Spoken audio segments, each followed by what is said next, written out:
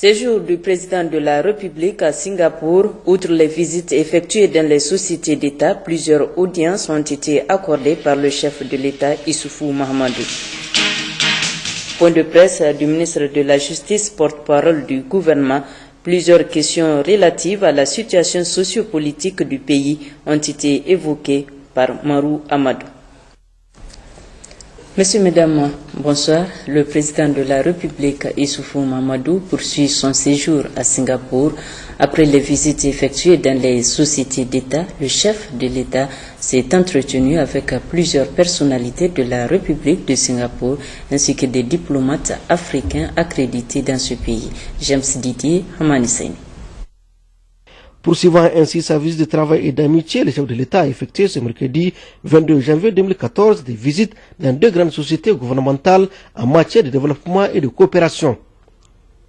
Ainsi, le président de la République s'est rendu successivement à l'autorité de réaménagement urbain, une structure nationale de la planification urbaine qui relève du ministère du Développement national. Cette autorité a pour rôle et responsabilité d'évaluer et d'accorder l'approbation de la planification des projets de développement dans le secteur public et privé. La deuxième visite, le président de la République l'a consacrée à la société Singapore Corporation Enterprise, un organisme gouvernemental créé en 2006 par le ministère du Commerce, de l'Industrie et le ministère des Affaires étrangères en vue de répondre aux sollicitations de nombreux pays sur les échanges d'expériences de la réussite de Singapour en matière de développement. À toutes ces rencontres d'échange, le président de la République a sollicité une coopération active et dynamique avec ces institutions de développement de renommée internationale pour appuyer son programme de renaissance relatif au projet de développement du Niger.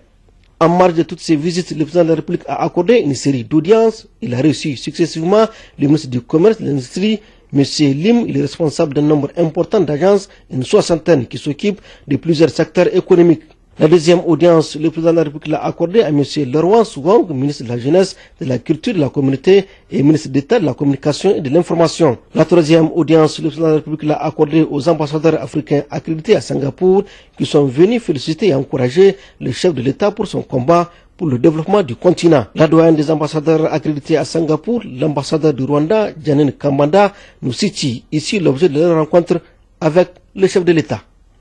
L'objectif de notre visite était de le saluer et de lui rendre compte de ce que nous faisons ici pour promouvoir les relations de nos pays respectifs avec la Singapour et d'essayer de voir comment nous pouvons partager nos expériences pour que le Niger renforce aussi des relations bilatérales avec la Singapour. Je pense que durant ces discussions avec le président de la République et le Premier ministre avec les autres institutions, le président a compris le rôle primordial de comprendre le développement de la Singapour pour essayer de tirer des leçons et de voir comment capitaliser leur expérience dans le développement du Niger, de la région de l'Afrique de l'Est et du continent en général. Oui. Retour au pays où le ministre de la Justice, Garde des Sceaux, porte-parole du gouvernement, était ce matin face à la presse. Cette sortie médiatique du ministre Marou Amadou est relative à certains sujets qui défraient la chronique ces derniers temps. Il s'agit notamment de l'affaire des 400 milliards que l'ex-président de la République a déclaré avoir laissé au Trésor national, le comportement de certains hommes politiques sur les médias de la place et l'opération assainissement en cours. Un extrait de ce point de presse avant de retrouver l'intégralité en partie magazine de cette édition. L'affaire est dite de 400 milliards. Vous rappelez tous que ce fut le 26 octobre 2013, à son domicile, que l'ex-président Tanja Mamadou, recevant une délégation venue de Tawa, et les a entretenus durant 3 heures 9 minutes, entretien au cours duquel il a prétendu avoir laissé à sa chute 400 milliards de francs CFA et qui se sont volatilisés. Ces prétentions, au demeurant vieilles, et qui ont par ailleurs fondé beaucoup d'appels que nous avons entendus sur l'audit de la transition conduite par le général Salou, nous a amené à instruire le parquet général pour qu'une enquête soit ouverte sur ces déclarations qui ont été, vous le savez, tous soutenues d'ailleurs. Et même lorsque le gouvernement avait fait le choix de faire intervenir les spécialistes de ces questions, notamment le directeur général du Trésor, nous avons entendu ici et là que le gouvernement voulait noyer le poisson. Eh bien, cette enquête est ouverte et il s'agit pour nous de faire la lumière sur cette question, à la fois pour l'opinion publique nationale qu'internationale, puisque cela a suscité un vif émoi, tant au niveau des Nigériens que de nos partenaires. Et ce ne sera pas moins de 40 personnes, entre personnalités hauts fonctionnaires, qui seront entendues. Mesdames et messieurs les journalistes, des appels à la haine ethnique, à l'insurrection et ou au coup d'État, et vous les connaissez plus que moi parce que ce sont essentiellement vos organes que certaines personnes, au dessein inavoué, utilisent pour dire ce qu'ils ont dans les entrailles et des propos qui ne sont ni conformes à la démocratie ni à l'état de droit. En effet, nous sommes dans un système démocratique. Le président de la République, vous le savez tous, est élu pour 5 ans. Il n'y a aucun moyen, si ce n'est illégal et anticonstitutionnel, d'écouter le dit mandat. Or, nous avons entendu sur des médias des gens menaçant jusqu'à aller déloger tour à tour le Premier ministre et le président de la République dans un style insurrectionnel de type, nous dit-on, du printemps arabe. C'est inacceptable et nous n'allons pas accepter ça. Nous avons entendu des gens dire qu'ils prieraient, que certains seraient en train de prier pour qu'il y ait un coup d'État dans ce pays. Ils l'ont dit de vive voix, mot pour mot. Certains ont dit dans d'autres cadres, et c'est toujours sur des supports ou presse écrite, ou à l'occasion de conférences débats, ou simplement à l'occasion des débats ou des interviews, que dans un an, ce régime va tomber.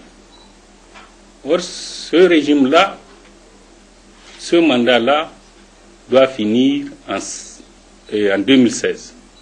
Donc, il n'y a aucun moyen, légal ou constitutionnel, pour que quelqu'un puisse soutenir que dans un an, ce régime va tomber. Si, comme je vous l'ai dit, nous avons décidé d'arrêter d'observer, c'est simplement dans l'intérêt du bien public, de la démocratie, de l'ordre et de la sécurité publique. Vous avez entendu rien que ce matin quelqu'un dire qu'il faut chasser le président, il n'a qu'à retourner à Ilela. Mes amis, mes frères, il faut éviter, comme on dit chez nous, de tirer la paille. Tirant la paille, il y aura le serpent. On ne sait pas qui ce serpent va mordre. C'est nous tous. Et c'est pour ça et dans l'intérêt de tout le monde. En ma qualité de chef de parquet, j'ai décidé de poursuivre l'ensemble de ces cas. Ils sont au total 5. Et les instructions ont été déjà données. S'agissant de mon dernier et troisième point, c'est l'opération assainissement ou répression de la délinquance économique et financière. Sur ce point, et par rapport à nos engagements de 2013, certains d'entre vous continuent à crier à l'insatisfaction. Nous le comprenons parce que les gens attendent des actions d'éclat. Malheureusement, dans un état de droit, ce n'est pas possible. Je peux simplement vous assurer que depuis, la justice a beaucoup travaillé. Pas moins de 33 dossiers sont aux portes des cours d'assises. Oui, c'était là le ministre de la Justice, porte-parole du gouvernement, que vous retrouverez en partie magazine de cette édition. Sur ce plateau, Kumba Gaulo, artiste, auteur, compositeur d'origine sénégalaise, Kumba séjourne à Niamey depuis jeudi dernier. Kumba, bonsoir. Bonsoir. Et merci d'être venu. Une maxime africaine dit que les pieds ne vont pas là où le cœur ne veut pas. Vous revoici à moins d'1 an au Niger. Cela confirme-t-il cette assertion? Ah mais tout à fait. Tout à fait. Avant tout, merci pour cette invitation et bonsoir à tous nos amis qui nous regardent. Effectivement, j'aime beaucoup ce pays. Je me suis finalement attachée au Niger. Je trouve que la population y est très très attachante.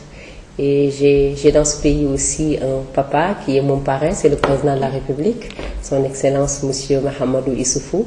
Et surtout une mère que je porte beaucoup dans mon cœur et qui me le rend aussi bien. C'est la première dame, Madame Aïssata Mahamadou Issoufou. Et voilà, le public aussi. Et je me sens chez moi ici. Donc c'est votre deuxième patrie, comme on l'a dit. En quelque sorte. Jusqu'ici, vous séjournez au Niger depuis jeudi dernier. Jusqu'ici, qu'est-ce que vous avez mené comme activité?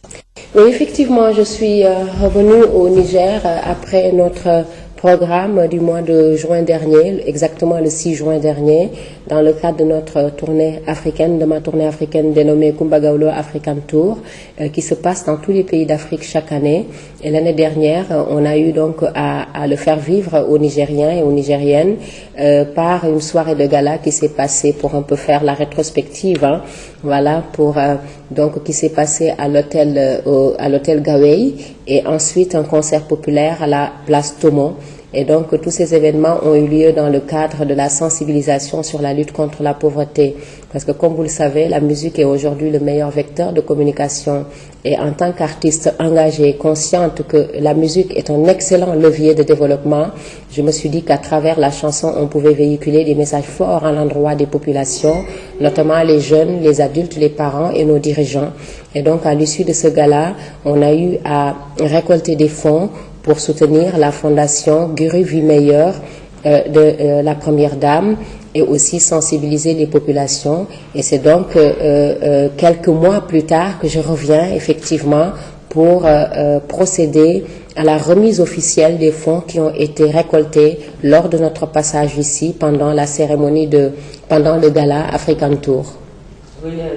En visite au Niger, en moins d'1 an, comme on vient de le dire, cela nécessite d'en tirer un bilan.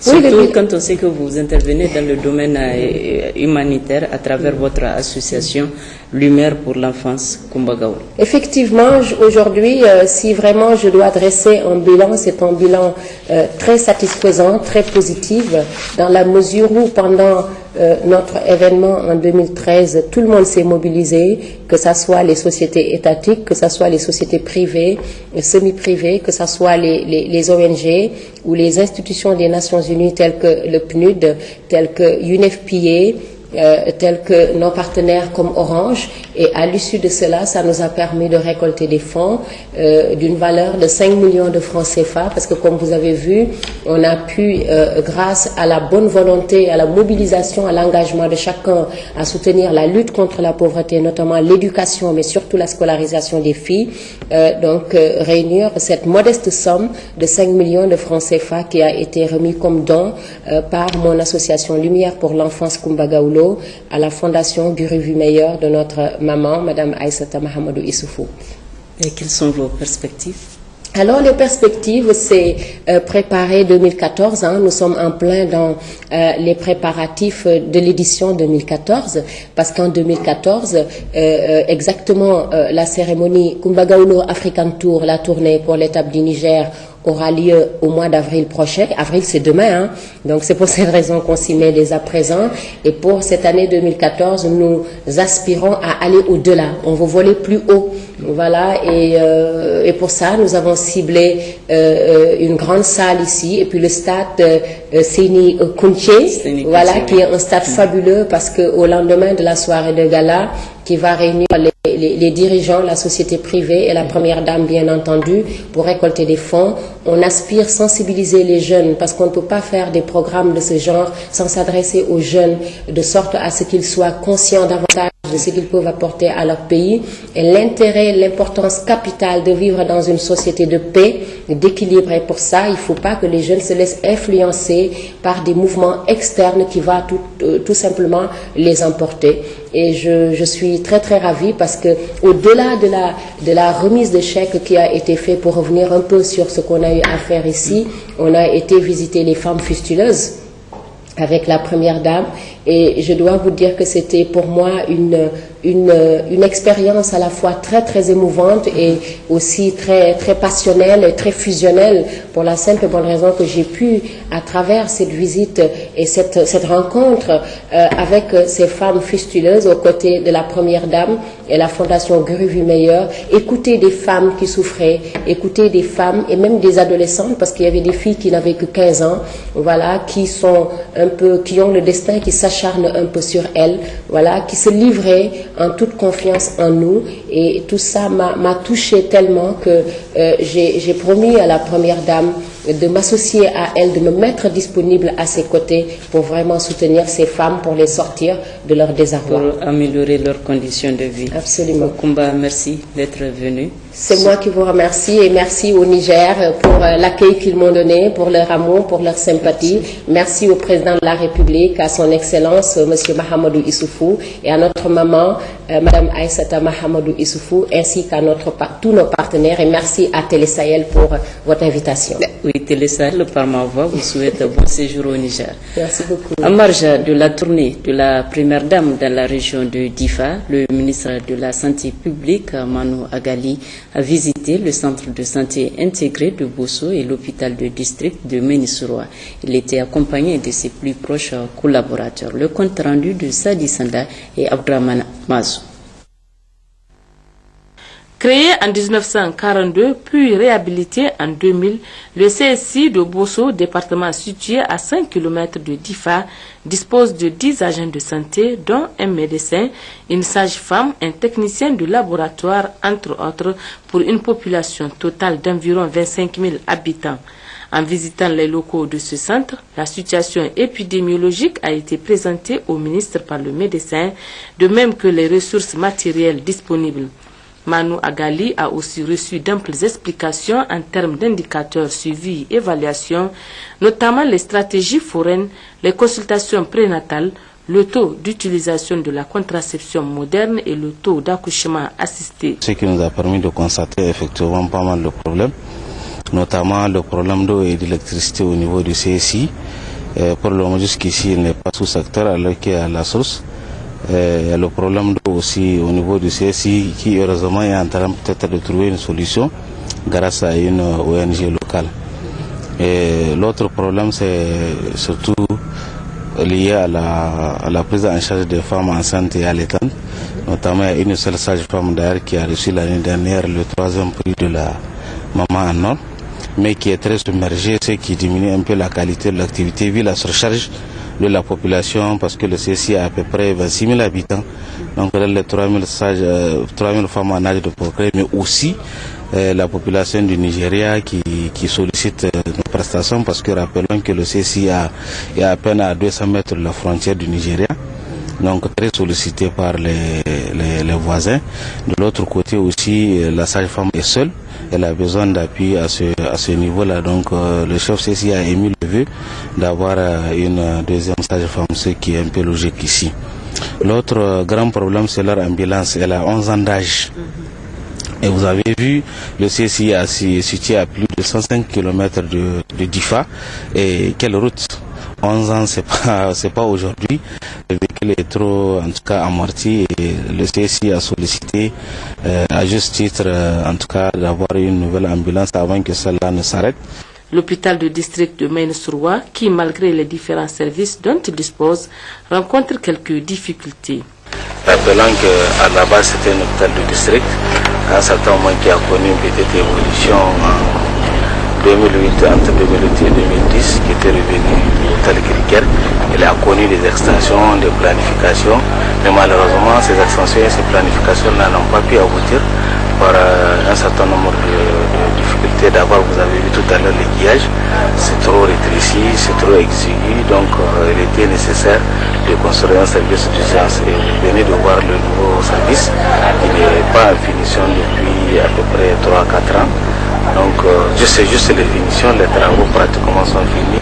C'est pour ça qu'on continue toujours pour toutes les occasions de faire le plaidoyer pour qu'on arrive à finaliser en tout cas ce bâtiment et le mettre à la disposition de l'hôpital du district qui certainement va faire une bonne utilisation. Et l'autre second problème, c'est par rapport à la radio.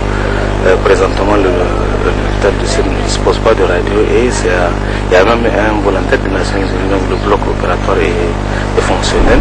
Il y a un volontaire des Nations Unies qui intervient donc régulièrement, mais la radio, vous avez vu, elle est encore dehors, ça fait plus de 5 ans. Continuer à interpeller le ministère pour en tout cas qu'on déniche l'éducateur du marché. Enfin, un paquet de doléances a été présenté, notamment la dotation du centre de santé intégré de Bosso, d'une ambulance, la recherche de solutions aux problèmes d'eau au niveau du centre et l'achèvement des travaux de construction d'un service d'aiguillage à l'hôpital du district de Méni, pour ne citer que cela. En mission dans la région de Difa, le ministre de l'Élevage a présidé la semaine dernière une cérémonie de remise de témoignages de satisfaction aux préfets et aux éléments de la police de Ngimi pour leur contribution dans la lutte contre le trafic de carburant. Mohamed Ali Abdraman Massou. La cérémonie qui a été organisée jeudi dernier lors du passage à Ngigmi du ministre de l'Élevage Mohamed El Ousmane est doublement singulière en ce sens qu'elle ne s'attache ni au programme de la tournée consacrée à la situation de la campagne pastorale ni au trafic transfrontalier des hydrocarbures. Ici, la question de la fraude sur les carburants se déroule en interne et concerne l'approvisionnement à partir de la Sonidep de Difa des compagnies pétrolières opérant dans le nord de la région.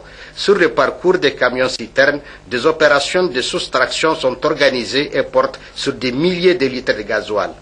Les autorités régionales et au premier chef, le gouverneur Yacoub Ousmane Agawo, ont décidé de mettre fin à l'hémorragie qui affecte gravement les recettes de l'État.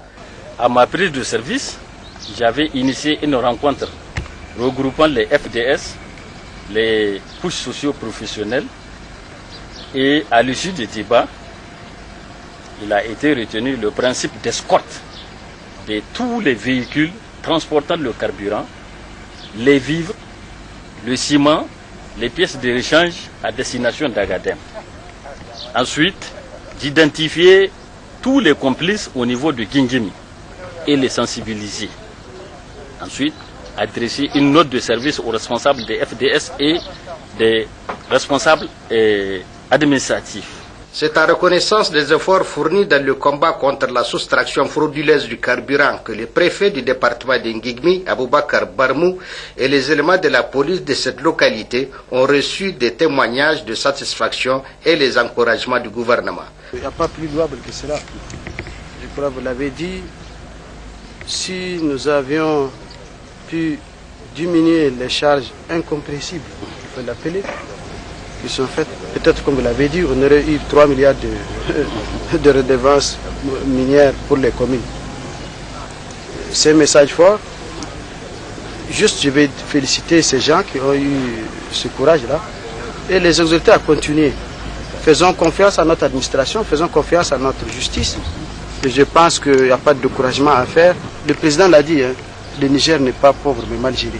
Si nous pouvions avoir l'amélioration des recettes internes, ce n'est pas qu'à la douane ou aux impôts. Ça fait partie, ça. Vraiment, monsieur le préfet, je vous encourage à persévérer dans ce sens. La filière carburant des compagnies pétrolières est un trafic hautement lucratif et impliquerait de nombreux acteurs civils et militaires. Le combat du gouverneur Yacoub Ousmane Agawo s'avère de ce point de vue potentiellement périlleux. Cérémonie de présentation de vœux du nouvel an au ministère de la fonction publique et de la réforme administrative. Le ministre Laoli Chebou a reçu les vœux de l'ensemble du personnel de son ministère. Laoli Chebou les a exhortés à plus d'abnégation au travail.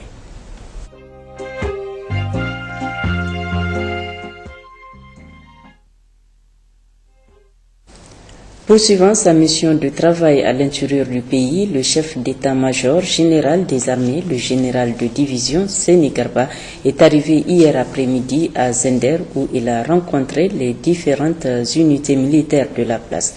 Le compte-rendu de Moustapha Bouji et Laoli Babale. Le chef d'état-major général des armées qui est accompagné dans ce déplacement du directeur central du génie militaire, le colonel Mohamed Moussa, du colonel Moukaila Altine chargé des opérations, coordonnateur adjoint du multinational Félin Louk, ainsi que de son chef de cabinet chargé de sa sécurité a été accueilli à sa descente d'avion par le gouverneur de la région Kalamotari, l'honorable sultan des Zender, le président du conseil des villes, le commandant de la zone de défense numéro 3, le colonel Mahmoud Seydou, avant de passer en revue un détachement des éléments du premier escadron blindé des FAN qui lui rendait les honneurs. Puis il a été salué ensuite par les responsables des forces de défense et de sécurité, les autorités administratives et communales ainsi que les notables et leaders religieux. Puis après, le général de division Seni Garba a rencontré à la place d'armes de la zone les officiers, sous-officiers et militaires du rang de toutes les unités des forces de défense et de sécurité. Occasion de leur adresser les salutations fraternelles de son Excellence Elhaj Issoufou Mamadou, président de la République, chef de l'État, chef suprême des armées et situé l'objet de son déplacement qui entre dans le cadre de ses visites périodiques. Visites qui lui permettent d'échanger avec eux sur la vie de notre pays et parler des grands défis auxquels notre pays fait face, notamment le terrorisme des groupes d'Aqmi, Boko Haram, Mouchao et des éléments de Bel Mokhtar qui continuent à menacer notre pays après les attentats de 2013 et cela, dit-il, par rapport à l'engagement et à la position de notre pays dans la lutte contre ces fléaux avec des partenaires africains et externes tels que les États-Unis et la France qui nous appuient et nous fournissent des informations avec lesquelles il sera organisé du 15 février au 15 mars 2014 dans les régions de Niamey, Tawa, Agadez et Difa des exercices militaires et des activités d'assistance aux civils. Le général de division Seni Garba n'a pas également perdu de vue d'autres groupes de menaces tels que les trafiquants d'armes, de drogue, le banditsme résiduel et le trafic humain que la région de Zender a payé le lourd tribut. Face à toutes ces menaces, devait-il dire, des mesures urgentes et énergiques doivent être prises. Et c'est à justice qu'il a tenu à rappeler toutes les mesures prises lors de son précédent passage, mesures consignées dans un document qui leur parviendra incessamment. Au regard de toutes ces menaces réelles et potentielles, le chef d'état-major général des armées a appelé les forces de défense et de sécurité à redoubler de vigilance, à la bonne collaboration avec les civils, à la cohésion au sein des corps et entre les corps et à privilégier les renseignements, toutes choses qui contribueraient à minimiser les risques ou à détruire l'ennemi dans sa course. Aussi, et pour finir, le général de division Seni Garba a invité les hommes en uniforme au respect des lois de la République et s'est conformé aux règles régissant la détention des pièces de leurs véhicules et agents et de la circulation routière. Quant au gouverneur de la région, Kalamotari, il a transmis aux forces de défense et de sécurité les remerciements de la population des Zender pour qui elle veille nuit et jour sur sa sécurité et celle de ses biens. Après Zender, le chef d'état-major des armées est arrivé ce matin à Difa où il a présidé une rencontre suivie des visites de terrain au niveau de la zone de défense numéro 3. Abdrahmana Boukari, Haruna Sanda. Le chef d'état-major des armées, le général de division Seni Garba, qui voyage en compagnie des hauts responsables militaires, notamment le directeur central du génie militaire des infrastructures, le colonel Maman Moussa et du représentant du bureau des opérations et coordonnateur adjoint du flanc LOC 2014, le colonel Altine Moukaila, a été à sa descente d'avion accueilli par le gouverneur de la région de Difa, M. Yakoubou Soumana Gao, entouré pour la circonstance du commandant de la zone de défense numéro 5, le colonel Moukaila Sofiani, des secrétaires généraux de la région, du président du conseil régional et du chef de canton de la Komadougou, avant de passer en revue un détachement des forces armées nigériennes qui lui rendait les honneurs, puis salué par les responsables des différentes unités des forces de défense et de sécurité opérant dans la région de Difa. Le rapport qui s'en est suivi à la place d'armes du 52e bataillon interarmes, peu après les salutations d'usage comme il est de tradition pour ce genre de rencontre purement militaire, a été l'occasion pour le chef d'état-major des armées, le général de division Seni Garba, d'entretenir les éléments des forces de défense et de sécurité, d'abord sur le motif de son déplacement qui vise d'une part de s'enquérir des réalités du terrain et d'autre part de discuter et échanger d'un certain nombre de sujets du moment, notamment la question sécuritaire dans les pays du Sahel en général et au Niger en particulier, caractérisée par une menace terroriste en tout genre, la grande criminalité et le banditisme résiduel en ville tout comme en race campagne. C'est pourquoi le général de division Seni Garba a exhorté davantage l'ensemble de ses forces à plus de vigilance et de renseignement afin de démasquer et barrer la route à tout malveillant, mais aussi et surtout au sens élevé de patriotisme et de sacrifice afin que la paix et la sécurité règnent sur l'ensemble du territoire nigérien. Avant de les réitérer, les félicitations et les encouragements du président de la République à son Excellence Issoufou Mahamadou, qui fait de la sécurité une de ses priorités. Pour preuve, a-t-il rappelé les importants moyens mis à la disposition des forces de défense et de sécurité pour lutter efficacement contre toute forme d'insécurité. Autre thème amplement développé au cours de ce rapport par le chef d'état-major des armées, l'unité et la cohésion au sein des FDS, gage de la réussite de la mission fondamentale, la valorisation des points indiciaires des forces armées nigériennes qui se traduira par une augmentation sensible sur les salaires afin d'améliorer leurs conditions de vie et de travail, le respect des lois et règlements de la République et enfin la formation Flintlock qui est un exercice régional dans le cadre de la lutte contre le terrorisme qui regroupera très prochainement à Difa une multitude de forces des pays africains et des pays occidentaux. C'est justement dans ce sens qu'il a sur place